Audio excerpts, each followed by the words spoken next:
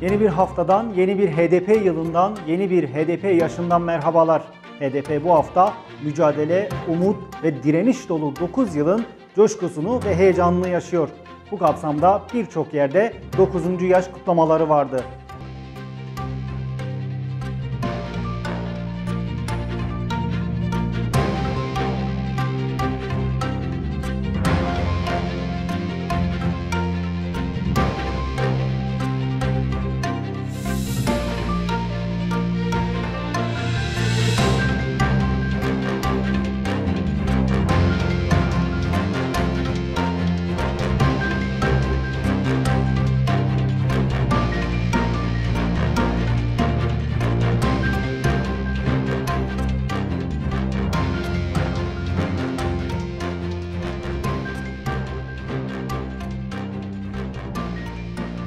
HDP Gülistan'ı, HDP Heydiye, HDP gel Buhoye.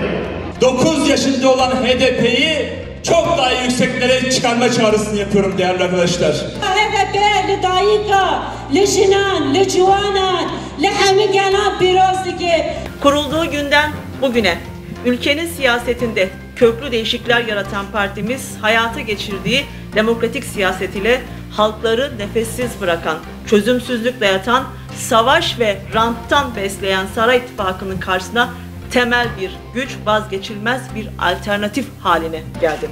Kadınlar bu hafta ırkçılığa, cinsiyetçiliğe ve ayrımcılığa karşı alanlara çıkarak zaman kadın özgürlüğü zamanıdır dedi.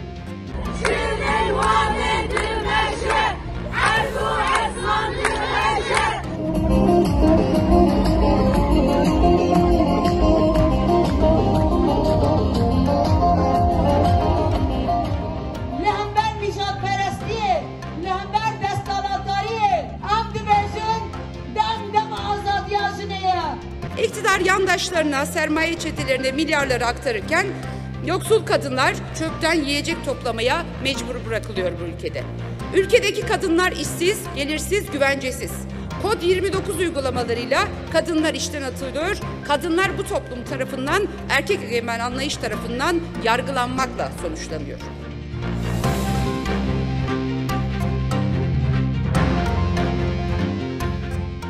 Ankara'nın gündeminde grup toplantısı, Kobani davası, demokrasiye çağrı deklarasyonu kapsamında siyasi partiler ve STK'larla yapılan görüşmeler vardı.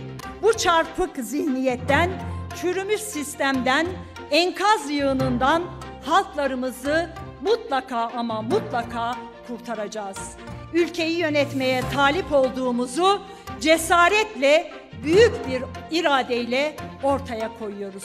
Nasıl yöneteceğimizi görmek isteyenler HDP'yi izlemeye devam etsin diyoruz. Bu dosya neden önemlidir de hep şunu söylüyoruz. Bu dosya siyasi bir dosyadır diyoruz. Muhalefete yönelik açılmış bir dosyadır diyoruz. Bu anlamda da tüm demokratik kitle örgütlerini bu dosyayı sahiplenmeye çağırmak istiyoruz. Türkiye ile ilgili konseyin uygulayacağı yaptırımlar olacaktır. Yani bu konsey hep söylüyoruz. Bunun nihai sonucu Türkiye'nin Avrupa Konseyi üyeliğinden çıkarılmasıdır.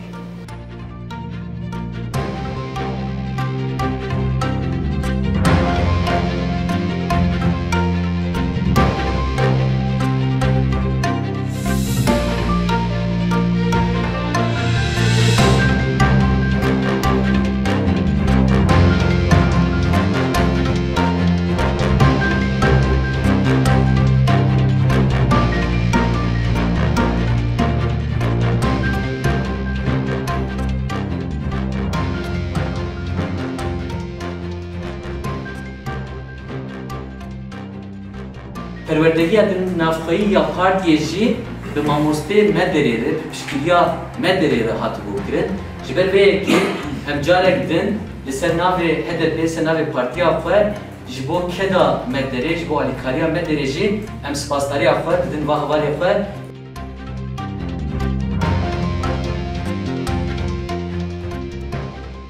Sokağın gündeminde Ankara'daki Gar katliamı anmasının yanı sıra bir dizi anma vardı.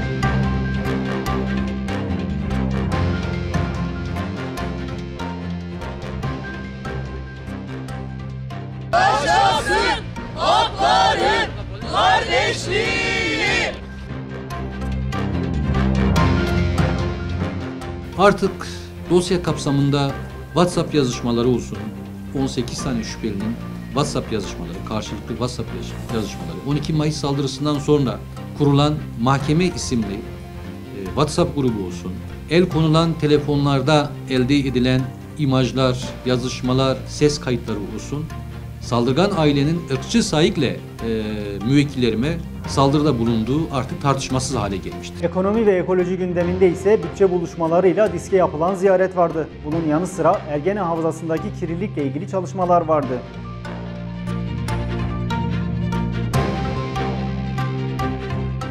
Saray yaşamını, sefahati kendilerine hak görerek ezilenlerin sırtından ağızlarındaki lokmaları, ekmeğini alıncaya kadar bizim emeklerimiz üzerinde tepinmeye devam ediyor. Asgari ücretin vergi dışı bırakılması ama aynı zamanda 5.000 TL olması yönündeki teklifimizi bir kez daha hem kamuoyuyla hem de bütçe görüşmeleri esnasında paylaşacağız. Hükümete bu konudaki mesajlarımızı elbette ki ileteceğiz. Ama size de bu konudaki görüşlerimizi iletmek isteriz. İktidarın yarattığı Türkiye tablosu budur.